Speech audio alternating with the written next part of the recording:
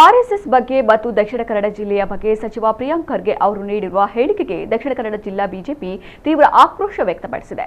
BJP ಜಿಲ್ಲಾಧ್ಯಕ್ಷ ಸತೀಶ್ ಕುಂಬಲ ಅವರು ಸುದ್ದಿಗೋಷ್ಠಿಯಲ್ಲಿ ಮಾತನಾಡಿ, ದಕ್ಷಿಣ ಕನ್ನಡ ಜಿಲ್ಲೆ ಕೋಮುವಾದಗಳಿಂದ ತುಂಬಿದೆ, ಹಾಗಾಗಿ ಇಲ್ಲಿಗೆ ಕೈಗಾರಿಕೆಗಳು ಬರುತ್ತಿಲ್ಲ ಎಂಬ ಮಾರಕವಾದ ಹೇಳಿಕೆಯನ್ನ ಸಚಿವ ಪ್ರಿಯಾಂಕ್ ಖರ್ಗೆ ನೀಡಿದ್ದಾರೆ. ಕೋಮುವಾದಿಗಳು ನಾವಲ್ಲ, ಪ್ರಿಯಾಂಕ್ ಖರ್ಗೆ ಅವರೇ ಜಿಹಾದಿ ಮನಸ್ಸಿನವರು ಎಂದು ಆರೋಪಿಸಿದರು. ಕರಾವಳಿ ಜಿಲ್ಲೆಯವರನ್ನು ಮತ್ತು ಸಂಘಟನೆಯನ್ನು ದೂರುವ ಬದಲು ಪ್ರಿಯಾಂಕ್ ಖರ್ಗೆ ಅವರು ಐಟಿ-ಬಿಟಿ ಸಚಿವರಾಗಿ ಅವರು ಕರಾವಳಿಗೆ ಏನು ಕೊಡುಗೆ ನೀಡಿದ್ದಾರೆ ಎನ್ನುವುದನ್ನು ಜನರ ಮುಂದೆ ಸ್ಪಷ್ಟಪಡಿಸಬೇಕು. ಆರ್ಎಸ್ಎಸ್ ದೆವ್ವ, ಬಿಜೆಪಿ ಅದರ ನೆರಳು ಹಾಗೂ ಮಂಗಳೂರಿನಲ್ಲಿ ಕೋಮುವಾದದಿಂದಾಗಿ ಹೂಡಿಕೆ ಮಾಡಲಾಗುತ್ತಿಲ್ಲ ಎಂದು ಹೇಳಿರುವುದು ಸರಿಯಲ್ಲ. ಯಾರದ್ದು ಕೋಮುವಾದ ಎಂದು ಸ್ಪಷ್ಟವಾಗಿ ಹೇಳಲಿ ಎಂದರು. ದಕ್ಷಿಣ ಕನ್ನಡ ಜಿಲ್ಲೆಯ ಜನ ಎಂದಿಗೂ ಅಶಾಂತಿ ಸೃಷ್ಟಿಸಿಲ್ಲ. ಇಲ್ಲಿನವರು ಶೈಕ್ಷಣಿಕವಾಗಿ ಮುಂದುವರೆದವರು, ಸರ್ಕಾರದ ನೆರವು ಇಲ್ಲದೆಯೇ ಮಾದರಿಯಾಗಿ ಅಭಿವೃದ್ಧಿ ಮಾಡುವವರು. ಇಲ್ಲಿ ಎಲ್ಲಾ ಪಕ್ಷಗಳಿಂದ ಬಂದ ಜನಪ್ರತಿನಿಧಿಗಳು ಕೆಲಸ ಮಾಡಿದ್ದಾರೆ ಎಂದರು. ಪುತ್ತೂರಿನಲ್ಲಿ ಶಾಸಕ ಅಶೋಕ್ ಕುಮಾರ್ ರೈ ಅವರು ಬಿಜೆಪಿ ನಾಯಕ ಛಲವಾದಿ ನಾರಾಯಣಸ್ವಾಮಿ ಅವರನ್ನ ನಾಯಿ ಎಂದು ಕರೆದಿರುವುದು ಸರಿಯಲ್ಲ, ಅವರು ಕ್ಷಮೆ ಯಾಚಿಸಬೇಕು ಎಂದರು. ಮುಂದೆ ಕ್ಯಾಬಿನೆಟ್ ಮರುವಿಂಗಡಣೆ ಆಗುವ ಸಾಧ್ಯತೆ ಇದ್ದು, ತನಗೆ ಬೇಕಾದ ಖಾತೆ ಪಡೆಯುವುದಕ್ಕಾಗಿ ರಾಹುಲ್ ಗಾಂಧಿ ಅವರಿಗೆ ಬಕೆಟ್ ಹಿಡಿಯುವ ಕೆಲಸವನ್ನ ಪ್ರಿಯಾಂಕ್ ಖರ್ಗೆ ಮಾಡುತ್ತಿದ್ದಾರೆ ಎಂದು ಶಾಸಕ ಡಾಕ್ಟರ್ ಭರತ್ ಶೆಟ್ಟಿ ಆರೋಪಿಸಿದ್ದಾರೆ.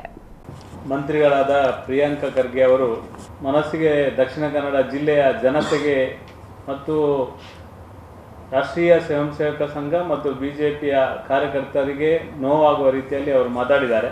ಪ್ರಥಮವಾಗಿ ದಕ್ಷಿಣ ಕನ್ನಡ ಜಿಲ್ಲೆಗೆ ನೀವು ನಮ್ಮ ಸಂಘಟನೆಯ ಬಗ್ಗೆ ಮಾತಾಡೋದಕ್ಕಿಂತ ನೀವು ಮಂತ್ರಿಗಳಾಗಿ ನಮ್ಮ ಜಿಲ್ಲೆಯ ಅಭಿವೃದ್ಧಿಗೆ ನಿಮ್ಮ ಕೊಡುಗೆ ಏನು, ನಮ್ಮ ಜಿಲ್ಲೆಗೆ ಎಷ್ಟು ಐಟಿ-ಬಿಟಿಗಳನ್ನು ನೀವು ಕೊಟ್ಟಿದ್ದೀರಿ, ಅದು ಪ್ರಾರಂಭ ಆಗಿದೆ, ಎಷ್ಟು ಜನರಿಗೆ ದಕ್ಷಿಣ ಕನ್ನಡ ಜಿಲ್ಲೆಯಲ್ಲಿ ನಿರುದ್ಯೋಗಿಗಳಿಗೆ ಉದ್ಯೋಗ ನೀಡುವ ನಿಟ್ಟಿನಲ್ಲಿ ನಿಮ್ಮ ವ್ಯವಸ್ಥೆ ಆಗಿದೆ, ಒಟ್ಟು ಎಷ್ಟು ಬಂಡವಾಳ ಹೂಡಿಕೆದಾರರನ್ನು ಕರ್ನಾಟಕ ರಾಜ್ಯ ಮತ್ತು ದಕ್ಷಿಣ ಕನ್ನಡ ಜಿಲ್ಲೆಗೆ ವಿಶೇಷವಾಗಿ ತರುವಂಥ ಕೆಲಸವನ್ನು ನೀವು ಮಾಡಿದ್ದೀರಿ, ಇದರ ಅಂಕಿಅಂಶವನ್ನು ಪ್ರಥಮವಾಗಿ ನೀವು ಕೊಡಿ.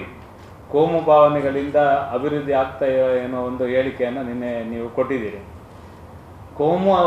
ಕೋಮು ಅಂದರೆ ಯಾರು ಅಂತ ಸ್ಪಷ್ಟ ಮಾಡಬೇಕು. ನಿಮ್ಮ ಮನಸ್ಸೇ ಒಂದು ರೀತಿಯ ಜಿಹಾದಿ ಮನಸ್ಸು. ಕೋಮು ಭಾವನೆಯನ್ನು ಸೃಷ್ಟಿ ಮಾಡುವವರು ಯಾರು ಅಂತ ನೀವು ಆಲೋಚನೆ. ಯಾವಾಗ ಕಾಂಗ್ರೆಸ್ ಆಡಳಿತ ಬರ್ತದೆ ಆವಾಗ ಈ ಜಿಲ್ಲೆಯಲ್ಲಿ ನಿರಂತರವಾಗಿ ಗಲಭೆಗಳನ್ನು ಸೃಷ್ಟಿ ಮಾಡುವಂಥದ್ದು, ಈ ಜಿಲ್ಲೆಯಲ್ಲಿ ಅಶಾಂತಿಯ ವಾತಾವರಣ ನಿರ್ಮಾಣ ಮಾಡುವಂಥದ್ದು ಎಲ್ಲ ಸಂಗತಿ ಕಾಲಕಾಲಕ್ಕೆ ಕಾಂಗ್ರೆಸ್ ಆಡಳಿತ ಬಂದಾಗ ಆಗಿದೆ ಹೊರತು ಯಾವತ್ತೂ ಕೂಡ ಈ ಜಿಲ್ಲೆಯ ಜನ ಅಶಾಂತಿಯಿಂದ ಅಥವಾ ಇಲ್ಲಿಯ ನೆಮ್ಮದಿಯ ವಾತಾವರಣ ಹಾಳು ಮಾಡಲಿಕ್ಕೆ ಇಚ್ಛಿಸುವವರಲ್ಲ.